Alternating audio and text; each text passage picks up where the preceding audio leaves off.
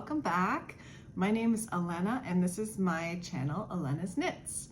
If you're new joining me, welcome first of all, again, and I'm so happy to have you here. I started this channel about a month and a half ago to prove that I was knitting every day for the February Knitting Challenge of the Canadian Cancer Society.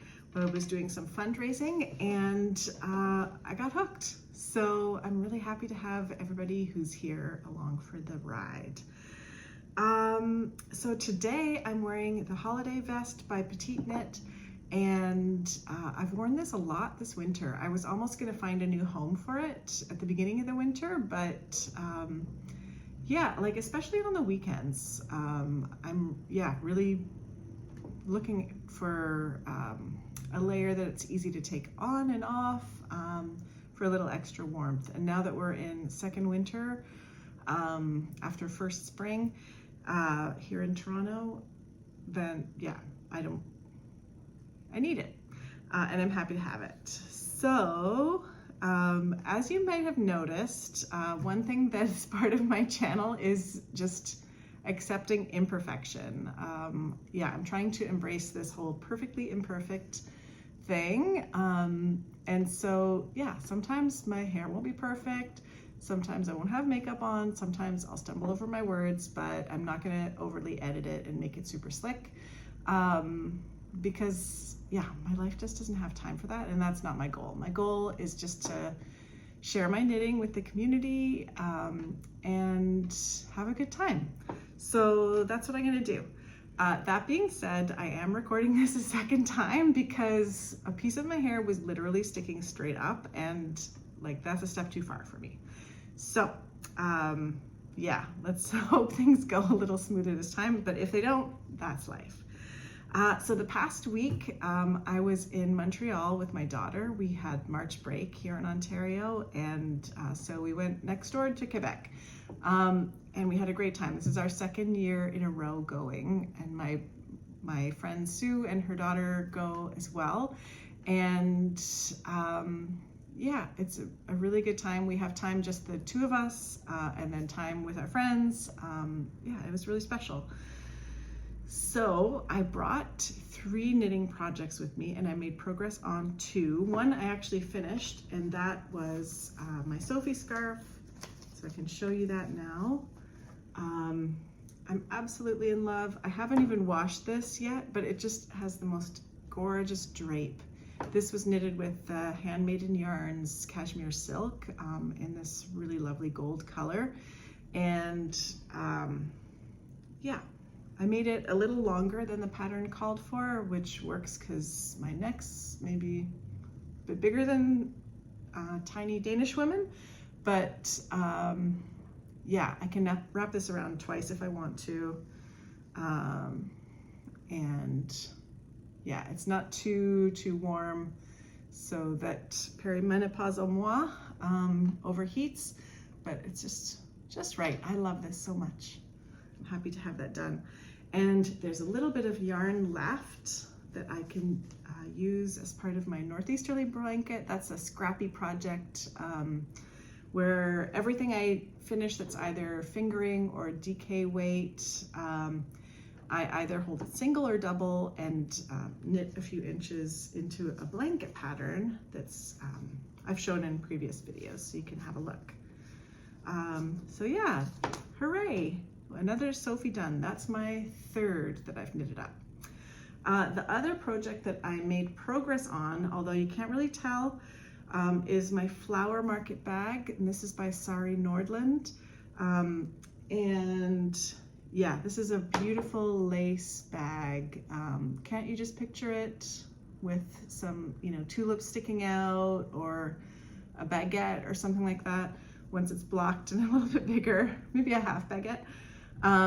But yeah, so I was at the part of this pattern where I was knitting the strap, the first part of the strap, and I was really not happy with the way it was looking.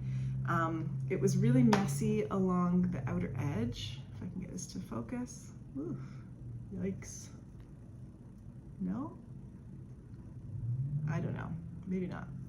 Anyways, yeah, so I ripped it out right to the provisional cast on and knit it again, being a little tighter at that outer edge, but also what I did was skipped some of the rows that had picked up stitches. So when I was knitting, you know, in a line straight down, I would, you pick up stitches along the edge, and then those stay on one needle, and then while you pick up, or while you cast on stitches for the strap, every other row you knit into those picked up stitches. So what I did at the top was I would knit into 2 cast on stitches. So you do an SSK so that you're joining your strap to the body of the bag. And then the next one I would knit into 2 of the picked up stitches at one time. Yeah, so that I was creating a little bit more space for the band. And then as it got closer to the corner at the bottom here, that I went to, you know, every other row I would knit into 2 of the picked up stitches. And then at the bottom of the curve, I was every row doing that. And then I reversed it on the way back up the other side. And now there's none of that business. I'm just knitting, it will be 18-ish inches of strap, and then going over to the other side and repeating that pattern. It's gonna take a long time. This yarn is really hard on my hands. I think I even gave myself a cut from knitting on this for 3 hours yesterday on the train. So yeah, I'll take my time, it's fine. It's not an emergency. But yeah, I'll go slow and steady on that one in between other projects. But yeah, it looks so much better. I'm really happy I took the time to go back. Now, I'll talk about the yarn stores that I visited while we were in Montreal and what I got and my impressions. Spoiler alert, they were all great. And there were a lot of yarn stores in Montreal and a lot that I'd never heard of before. So the first one I went to was called Witchcraft, and I want to give a shout out to Mary Nate, who I met there. At least I think that's your name. Yeah, the service was great there. Pardon me where I just have to close something on my screen. Yeah, so Witchcraft was a great shop. They carry a line of Brazilian yarn that they're the only North American stockist. I'll try and put the name at the bottom of the screen or link it below. They were beautiful, beautiful colors, beautiful blends, but I wasn't really looking for anything like that at the time. But yeah, I'll put that link below. So what I did get was 2 different colors of this cashmere soft gold. So this is 98% cashmere, 2% polyester. So it's like a little bit more durable. It says it's weave soft and skin friendly, weave soft, soft and comfortable. I think it's like they had a sign that said like you can weave with it as well. But yeah, so I got 2 colors of that. This color my daughter picked to go with a thread of this Make It Bloomchen, if I'm correcting or pronouncing that correctly. So this is a thread of, oof, can we not? There we go. No. A thread with some sequins on it. So my daughter's really in that pink and purple phase still. So I think she wants a Sophie scarf knitted with this, probably by me, maybe by her and me. Yeah. And then I couldn't help myself. I saw they had a navy blue, one of the Bloomchen, Make It Bloomchen. There we go, for what it's worth. And I'm gonna knit that with this beautiful deep teal color of the same yarn. I don't know that I will make a Sophie with this. I think I wanna make something else. I don't know if it'll be a cowl or like a triangular kerchief or something like that. Because yeah, that's a thing that I'm obsessed with right now, is like triangular kerchiefs. All right. So yeah, that was a great yarn store. 10 out of 10 would go back. The next one I went to was the only one I had been to before, and that is La Maison Tricotée. It changed locations since the last time I visited. The new location is bigger, maybe less cute, but yeah, definitely bigger, and has space for people to sit and knit. Great selection. I had, as I mentioned last week, ordered some yarn ahead of time, and that's their house brand of cotton called Cora Cotton, and it's a sport weight, and I bought, I think, 650 grams for about $65, including everything. So it was really economical. It was on sale because of some weather, and I'm planning to make a summer sari Nordland top with this. I think it's going to be beautiful. I think it's just like the right amount of soft where it will still be durable. All right. And also at that store, I got this beautiful skein of Madeline Tosh Pebble, and that is a recycled silk, 48%, 36% fine merino, and 16% cashmere. Doesn't say the color. Ooh, Star Scatter. Ooh. So it's a really lovely soft mauve with just a tiny bit of variegation. Yeah, like of a goldy color and black a little bit, and some, yeah, it's really cool. And for this, I was thinking of knitting, I'm blanking on her name and the name of the pattern. I should have written it down. Anyways, Perfectly Imperfect. Gonna walk the talk. It's a triangular shawl by a Danish knitwear designer who also has a YouTube channel. And it's got a little bit of a, what is the word? It's not picot, pointelle design in it. So I might knit that, although I'll show you why I might not knit that in a second.